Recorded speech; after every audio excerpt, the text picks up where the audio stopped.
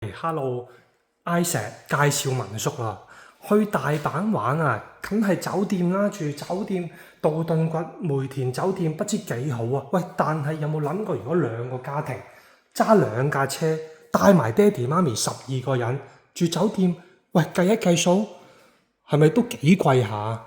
不如整個16,000至20,000 12個人住嘅民宿，想唔想睇嚇？一晚當然有呢個清潔費啦，一次性嘅15,000嘅清潔費咁都係計落去都係抵嘅啦喎。咁就係依間屋啦，呢度就係丙天町嘅民宿啦丙天町咧有 JR， 亦都有呢個叫做中央線嘅丙天町，過多幾個站就係大阪港噶啦。喂，咁呢一間10,000一日嘅屋有啲乜嘢嘢咧？不如一齊睇下一入到嚟除鞋嘅地方拖鞋嘅地方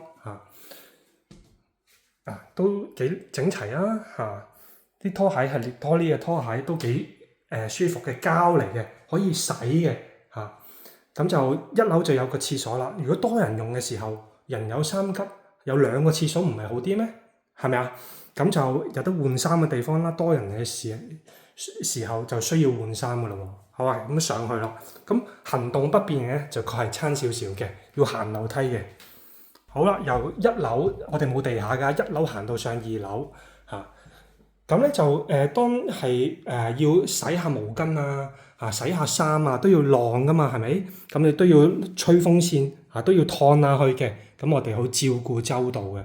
一上到嚟啲鎖匙電話都想揾張台擺下噶嘛，係咪？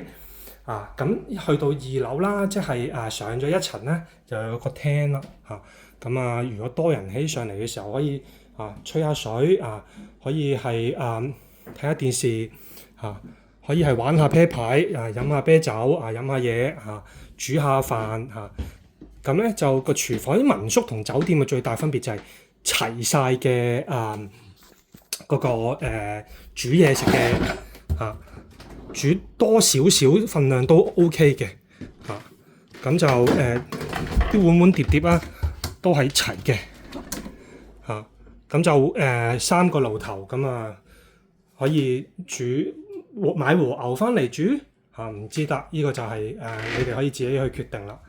咁有啲小朋友玩嘅設施啦咁就少少都係心意嚟嘅啫好，我哋再上3樓啦喎。係啦，留意咧斜都少少斜啦咁如果老人家就可能咧要扶一扶啦好，上到嚟3樓啦，有2間房咁呢個吸塵機擺喺度俾大家用。因為如果住多幾日嘅時候咧，有個吸塵機喺度係好啲嘅。好啦，咁呢一度嚟講係比較新咧，我哋未鋪真正做生意咧係鋪晒先嘅。咁我點解要攤出嚟俾你哋睇下咧？我用啲咩材料首先嚟講，pat 對下嘅係 IKEA 嘅呢個第2好嘅床褥嚟嘅，都幾厚嘅。仲有一個再上啲嘅高階啲嘅，咁但係我覺得呢一個咧已經係瞓得好舒服噶啦咁就好啦。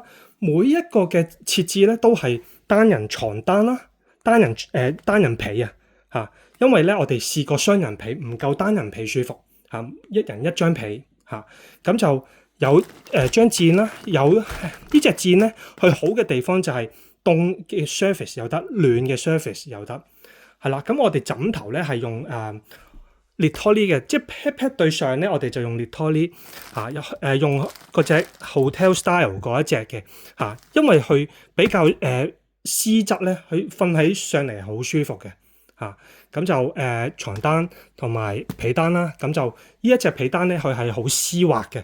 瞓落去好舒服嘅咁就呢個就係一個雙人床嘅設置啦。有2張雙人床，同埋每一間房都一定有台面喺度俾你寫下嘢咁樣嘅。好啦，咁我哋嚟到3樓嘅另外一間房，我哋先睇廁所阿 Sa 姐蒙羅麗莎 OK。咁呢個係有一張 Queen 喺度160好啦，仲有2張梳化床，in case 多人嘅時候先開俾大家嘅。咁我對佢最後先介紹梳化床就算係梳化床攤出嚟都係 SD size 嚟嘅，即係3寸半，係啦，咁都係好過係啦，即係都係要瞓得舒服。佢都會再鋪一張墊上去，再有呢一個設置喺度咯。OK， 係啦，咁就呢個係160，所有嘢係一模一樣嘅嚇。